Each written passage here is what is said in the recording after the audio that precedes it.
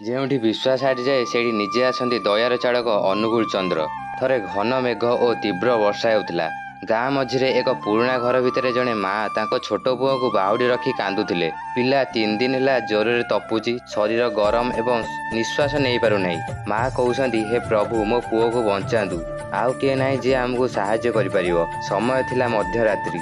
ବାତ୍ୟା ଲାଗି ଘର ଛପଡ଼ ସବୁ ଉଡ଼ି ଯାଉଛି। ସେତେବେଳେ ହଠାତ୍ କବାଟ ଆଗରେ ଖଟ୍ ଖଟ୍ କରି ଶବ୍ଦ ଶୁଭିଲା। ମା ଆତଙ୍କରେ କବାଟ ଖୋଲିଲେ। ସେତେବେଳେ ଏକ ଶାନ୍ତ ମୁହଁ, ଧୀର ପାଦଚାରଣା ଏବଂ ଜଣେ ସ୍ୱାମୀଜୀ ଭଳି ବ୍ୟକ୍ତି ସେଠି ଠିଆ ହେଇଥିଲେ। ସେ କହିଲେ, ଏଇ ନିଅ, ଏଇ ଔଷଧ ତୁମ ପୁଅକୁ ଦିଅ, ସେ ସୁସ୍ଥ ହେଇଯିବ। ସେ ମା ସେଇ ପିଲାକୁ ଔଷଧ ଦେଲେ। ପାଖାପାଖି 5 ମିନିଟ୍ ପରେ ଜ୍ୱର ହ୍ରାସ ପାଇଲା। ମା ଆଶ୍ଚର୍ଯ୍ୟରେ ପଚାରିଲେ, ମୁଁ ଆପଣଙ୍କୁ ତ ଚିହ୍ନି ନାହିଁ, ଆପଣ କିଏ? ସେ ହସିକରି ଉତ୍ତର ଦେଲେ, ମୁଁ କିଏ ତା ତୁମେ ଭାବିବା ଦରକାର ନାହିଁ। ମୁଁ ତ ଏକ ଉପାୟ। ମୋ ମାଧ୍ୟମରେ ଈଶ୍ୱର କାମ କରୁଛନ୍ତି। ଏହା କହି ସେ ଅଦୃଶ୍ୟ ହୋଇଗଲେ।